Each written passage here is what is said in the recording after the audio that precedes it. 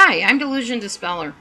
I thought I'd just do a random video today about the narcissists in my life, in my past, and some most recently. Of course, I'll change all the names and the situations and things so as to protect identity because it's just kind of rude to do to them what they do to us, even though maybe on some level it's empowering to get back at the narcissist. I'm kind of past all that need to have revenge and need to connect with them and reconnect and try to make them like me and all. I'm past all that. So, let me begin at the beginning. The first kind of narcissistic person in my life was my stepdad. But he wasn't a total narcissist. He had some narcissistic tendencies, but it was because he had other personality issues and other mental disorders, such as he was obsessive compulsive, which means the constant hand washing and just really intense obsessions with things. I don't know all of what his obsessions were. My mom probably knows that more than I would. But I do remember he used to brush his teeth at length in the mirror, like for hours. And he would have toothpaste all the way from the toothbrush all the way up to his elbow because he had to get those teeth so clean. Ironically, he was a smoker, so his teeth were never as clean as they probably should have been. But he was very incessant on brushing his teeth like that. He also had obsessive compulsive personality disorder, which is different from OCD.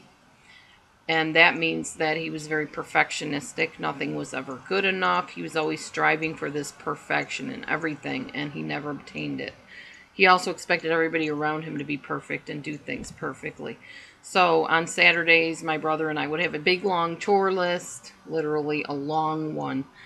And it would just keep us busy, like, all morning. And we were like, could we go out and play with our friends?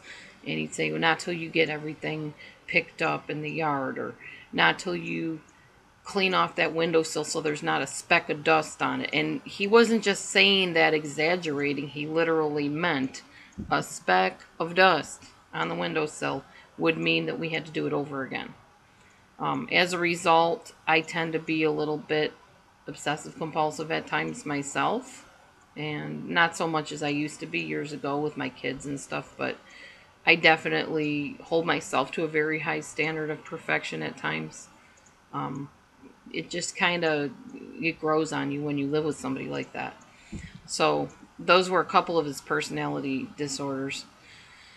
And he was also probably bipolar, a bit borderline at times, very paranoid towards the end before he passed away. He thought people were out to get him. I'm sure he thought like people were listening in on conversations. I remember a time he grabbed a letter out of the garbage that I had written my cousin, and it was in a sealed envelope, and he was opening up the envelope. I was laying in bed pretending to sleep, and he was going through my trash can like frantically looking for this letter, and he finally got the letter, and I'm like, Dad, what are you doing? He said, I know you're writing something about me. You're telling Debbie all about me, and you're just saying all kinds of stuff, and you're telling her I do this and that. And I'm like, no, really, the letter wasn't anything about that. But he insisted to read the letter, and I think he ended up just putting it back in the garbage can and walking out of the room. But he was very paranoid. So my life was very unstable from the time I was about 7 on up to 16.